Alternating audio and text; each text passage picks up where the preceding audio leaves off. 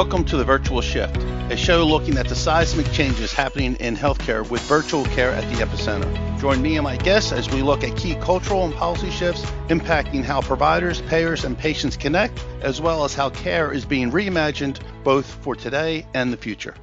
Hello, and thanks for tuning in today. I'm your host, Tom Foley. You can learn more about this show by visiting the program on healthcarenowradio.com, and be sure to follow me on LinkedIn, Twitter at FoleyTom, and the hashtag The Virtual Shift.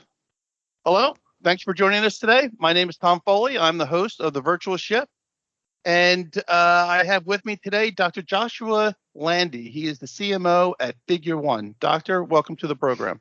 Hello, thanks, Tom. Awesome. So, Doctor, tell me a little bit about yourself and what you're currently involved in relative to virtual care. Sure. So I am a practicing physician. I'm a general internist sometimes, and I'm a critical care physician other times. I guess with the pandemic just passing us, it's been a heavy year of critical care. Relearning a lot of stuff that I surprised myself needing to relearn, which we'll talk about, I think. And in my spare time of what I have, I started a company called Figure1 a few years ago, which is an online platform that lets doctors and healthcare professionals share medical cases and talk about them online in a sort of way to support each other. Interesting.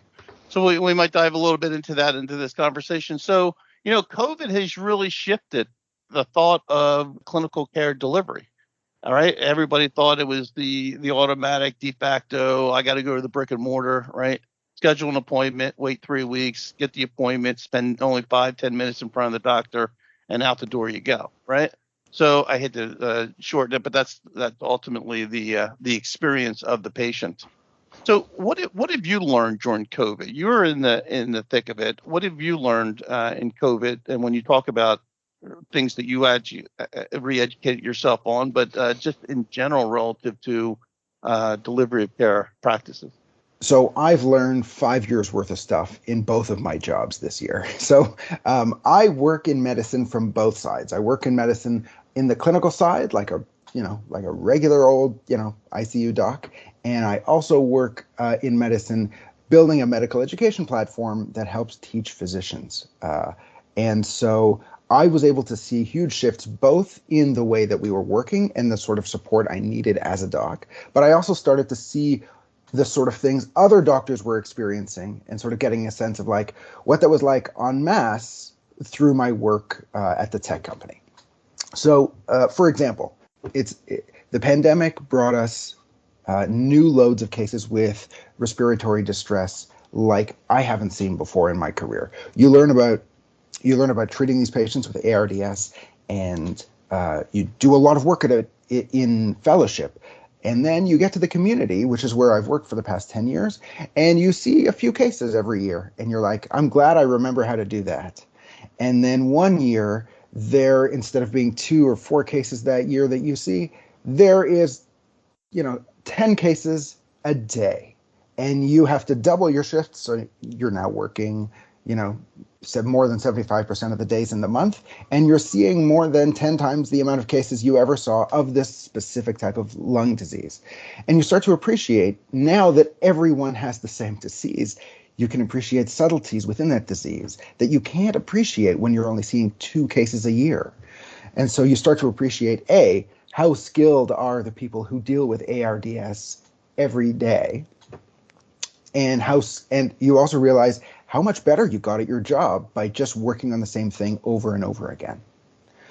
So that was a really, really interesting experience for me, because now we're starting to fade away and the cases aren't as high. And so, I'm sort of like juggling these new skills in my hand saying, oh yeah, aren't we going to go around and check the delta P on these people's ventilators today? Yeah. So how did the virtual care aspect influence your delivery of care? So I don't practice critical care by telemedicine. I used to. That was a very interesting time in my life, and I can only imagine what that was like through a pandemic. But on the side where Figure1 plays in, which maybe is what you mean by virtual care. We were seeing people participating and helping educate each other in a community. And that is the exact sort of behavior that we've seen. I mean, we've seen hundreds of times on Figure1, but that's where the community shines, where you've got a problem where almost everyone in the world knows that it's a problem, and a few people are going to have experience, and those people are going to share those experiences, revealing the solutions to other people who haven't seen these problems yet.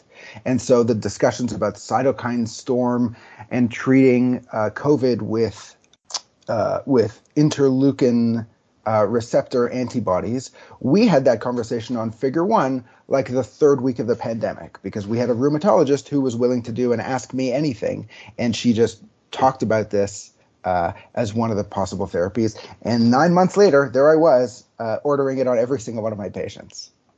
Interesting. So that's a tool that physicians use in order to collaborate and the back end of the delivery of care, if you will, right? So what do you see missing or lacking on the provider side equation from a technology perspective to support them in a virtual care model? This is such an interesting question, Tom.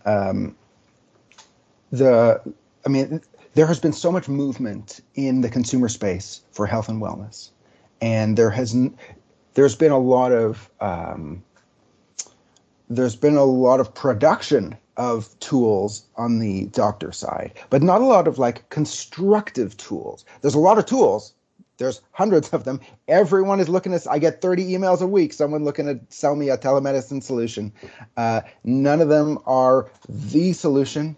There are millions of solutions. We have not consolidated what we need as healthcare professionals. And that's partially an economic problem and partially a product research problem. So talk to me a little bit more about that. So there's a lot of stuff out there, as I always say. HIMSS is coming up, right? So you step on the HIMSS floor, and you have to ask yourself a lot of questions relative to what's your piece of that pie, if you will, right? So are you saying that the market is still too fragmented and doesn't really have a cohesive answer, an integrated answer relative to what physicians need?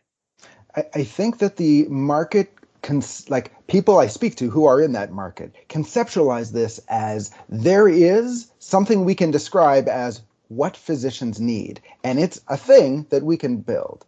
And the problem is that there isn't a thing that physicians need. There are 1,000 jobs that physicians do, and we call it practicing medicine, and it needs 1,000 different tools because each person does it a slightly different way in a slightly different clinic, right? Like, you can't tell the registration clerk in the emergency department to use the same software as the ICU doc, as the nurse who's delivering chemotherapy in the chemo suite. Like, hello. Well, you're hitting on a key fact, and that is that I don't know if you were around when high tech it hit in the U.S. In the context of adoption of health information technology (EHRs). The number one challenge at the time were twofold. One, they adopted technology, but the technology wasn't really flexible enough to be customized to each individual workflow of that setting, right? To your point, so that was the number one challenge. So you're kind of repeating that challenge here in the virtual world, even 11 years later. It's still about technology, and the technology still isn't flexible enough to meet the individual needs of the provider and or the respective setting. So we've come a long way in health IT, in my belief, but we still have some hurdles to address in the context of what does it take truly to transform the delivery of care. Would you agree? What are your thoughts on that? Yeah, I think you're right. There's probably, I would imagine, two large waves, which sort of represent like the two humps you have to traverse before you can enter the new realm of amazing digital healthcare. The first is you have to put all the words on computers. And so this has been something that's been happening. I watched part of this happen while I was in med school. All our textbooks went from books to what we called PDAs, right? Personal digital assistants at the time. And I had all my textbooks on my PDA, and I had a little Bluetooth keyboard, and I would try to type notes in class. And the technology was terrible, but you could read it. You could read it, you could search for stuff, and it worked. Okay, so then we wait 15 years while everything sort of goes online, and now they're not called papers because people read them online mostly. They're called papers because they were on paper. We still call them that. And we're getting there. We're getting there. But the sun has still not set on the paper world for hump number 1. Hump number 2 is much harder than hump number 1. So good luck to us. Hump number 2 is where we take the interactions that we have and we put those in the digital world too. And so while it's easier to retype something or scan something and use software to convert it to a text file, that's one level of difficulty. But creating a platform where people can interact and you can manifest actions and activity and therapy and diagnosis through a digital medium, that's layers more complicated than the first thing. And we're not even done the first thing yet. We're not done the first thing yet, but I think you're leaning in on artificial intelligence. If I were to, because you're talking about a bunch of data. I'll step back. My father, he had many comorbidities as a relation to obesity, right? So, in the last 5 years of his life, he lost both legs and an arm and a couple fingers on the other hand. So, diabetes doesn't hurt until the amputations begin. But the point there being is, if he was in rehab for his first leg, and the doctor walked into the room, and this is in 96. So the book was about yay big on him. And he starts flipping through the pages, right? And I was like, there's no way he's reading it because he's flipping that fast. And so, it's just, to me, I relate that to what you just said, is that there's still a lot of stuff in an EHR, but to glean history and bring it to the forefront to the current complaints is not there. At least it may be there in some EHRs, but there's still a lot of, if it was there, then we wouldn't need all this artificial intelligence that we talk about. But the point there being is artificial intelligence takes the full longitudinal view and brings it to the forefront in a summarized way. Would you agree to that? What are your thoughts on that? So I think when you start working with machine learning and artificial intelligence, you gain the ability to get answers that you never thought you would ever get. The problem is the questions become a lot harder to ask because now you have the entire scope of that whole chart and 30 other reams of other data from other sources which are also in there. And now it gets harder to ask a question. Is this patient's coronary artery disease improving?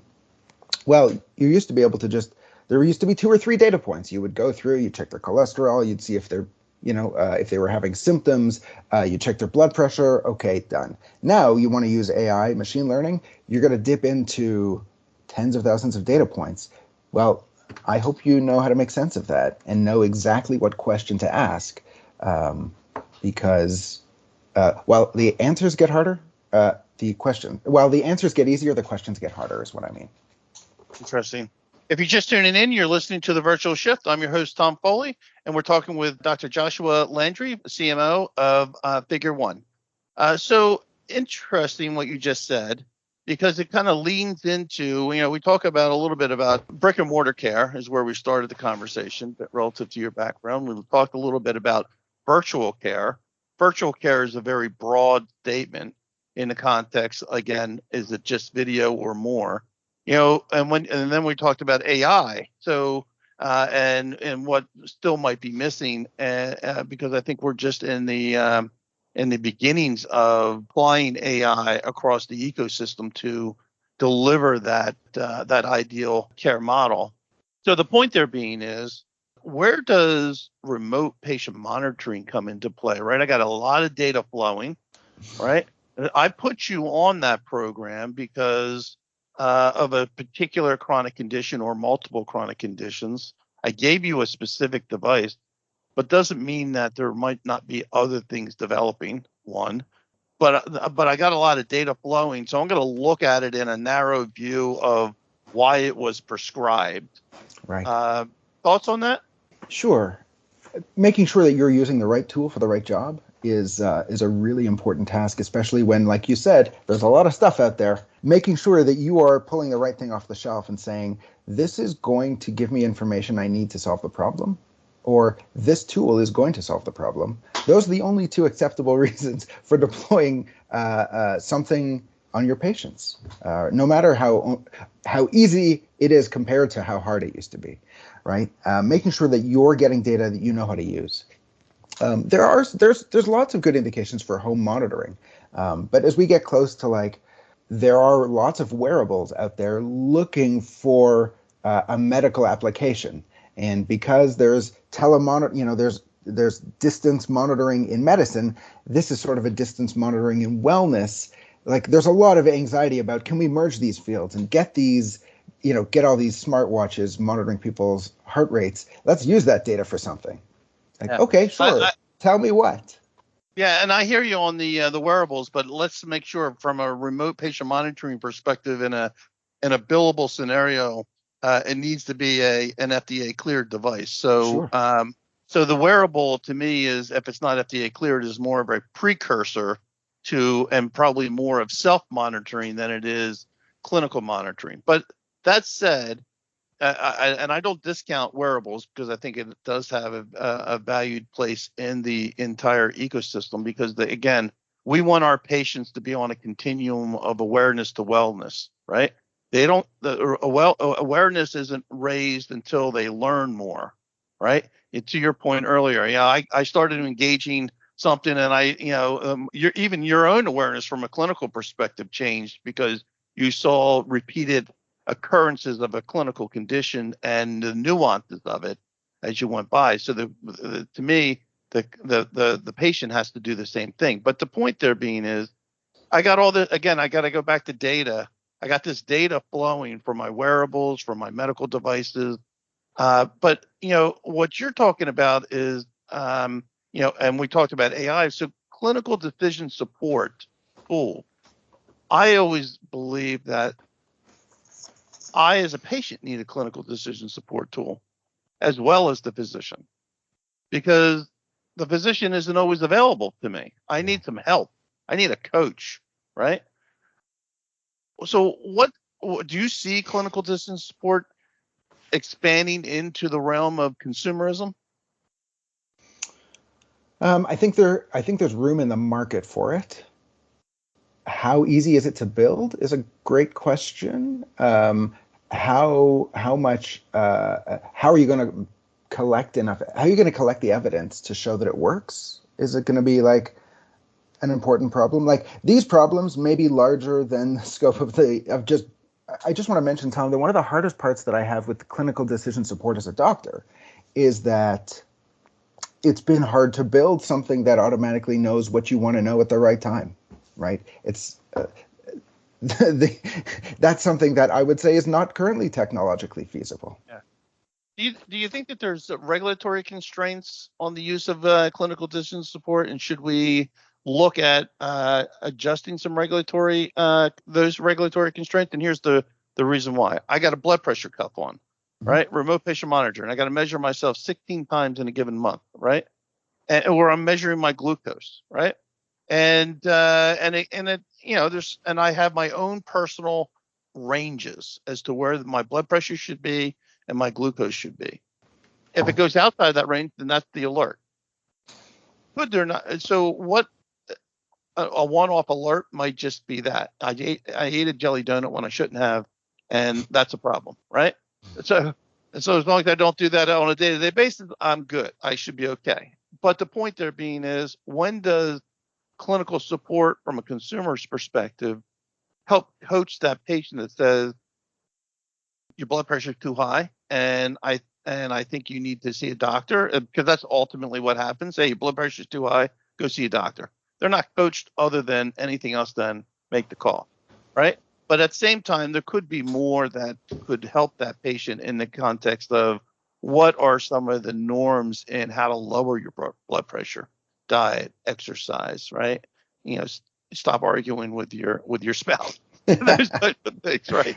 Yeah. I How was many I times? was at the doctor's yesterday, and I was talking while she was taking the blood pressure. She says, "Stop talking. It increases your blood pressure." So it's like, okay, I stopped talking.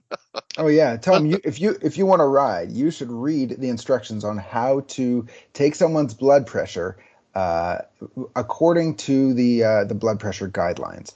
It's like a 15-minute procedure to take blood pressure, and there are instructions, and they take time and care to get a good blood pressure reading. So it doesn't surprise me that it's hard to do while someone's riding a bus and yelling at their spouse or whatever. so again, tell me a little bit more about clinical decision support. What does the provider? Where are we at from a provider side, and where do you think we need to go from a consumer side? So to get to a consumer-sided decision support tool, and I mean a true decision. So I'm talking it's going to measure your blood pressure and your blood sugar or whatever, and you're going to get a notification and it's going to give you an instruction. Like that is what I'm talking about. Does that make sense? Are we on the same That page makes for sense. That right? makes sense. So But the we are, FDA would say, "Hey, you just made a clinical decision," yeah, of and so course. that's where my regulatory hack comes on and says, "Hey, that just went over the top on a regulatory basis," and that's where I think there's some constraints there. There are Uh, there are right. So I'm looking at it now from a provider side. What would a provider say if they relied on an AI tool to tell their clients, their patients, what to do next if things went out of whack, I vitals went think out of I think it's I think it's a challenge. I'm not confident that it's something that will easily exist in a way that it can access the broad market. This is with the technology we have today. It's possible there's with better sensors in the future, sure. But in order to convince the FDA, you're going to have to measure tens of thousands of these instances and show that, like with instruction A, with instruction A, you get this type of outcome. With instruction B, you get this type of outcome. And how many people listen to the instructions? That's the real, that's another question. And then look at the outcomes and see if you're actually helping people's health move forward. It's going to take it takes a lot of expensive research to change policy, but if you do it for the right reason, the results can be astounding. Yeah. I would agree. To me, at the end of the day, this is about how to get healthy, how to get that patient on that path to wellness, with the physician being the core coach and with some tools that can help supplement that. Because the ultimate challenge here is that we have a growing population, an aging population, a sicker population. And we have less doctors and nurses available to take care of an older, aging, sicker population. So that's, in my view, that's the core macro trends that we need to deal with. So how does care change with that as the backdrop, right? That's why Yeah. virtual care, because COVID took brick and mortar away from people. Yeah. So and that's where virtual care stepped in, right? It was once a nice to have, now seemingly a must have. But there's Um, still more to get done. Your thoughts? yeah. Well, I'd love to see decision support support the decisions that doctors have to make so that doctors can spend more time talking to their patients or hearing them out. Like build What? something that helps doctors do prior authorizations, right? Like no doc wants to spend their clinic time on the phone with an insurance company. Build something that takes that away completely. Build something that takes away all the jobs that aren't like doing medicine on patients. And then you are going to have the sweetest, kindest doctors who will be able to access knowledge that part of their tool set has already accessed for them. That's what you want in a clinician experience. Be able to focus on the work that's meaningful, which is spending time with your patients and helping them solve their problems. Yeah. Which is the biggest complaint with EHRs from a patient perspective and a doctor's perspective? Too many times the head is down, hands on keyboard, and not enough face time having that one-on-one interaction about the most important thing that meeting is about, and that's about the patient's well-being. Yeah, like let's measure that. Why not use that as an outcome measure when you're testing these tools? How much time was the doctor able to spend with the patient as a result of this alleged speed up tool? And at the end of the day, they're asked to do more using technology, which is taking away critical time with the patient, because again, they gotta meet the regulatory guidelines of what was entered and things of that nature. So we still have a long way to go. Technology is still, I still say that we're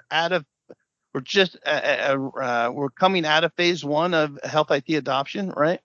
And I think with COVID, sad to say, but encouraging, is that it took a pandemic to force a market change. And I think that this is where a lot of innovation is coming to the forefront to help both the doctors and the patients.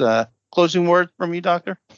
We need loads more innovation. I don't think that we're nearing the solution yet. I think we're not converging yet, but I think people are getting smarter and they're making better tools than they were 5 years ago. So, when I see you at HIMSS the year after next, hopefully we'll see lots of different stuff than we even saw this year.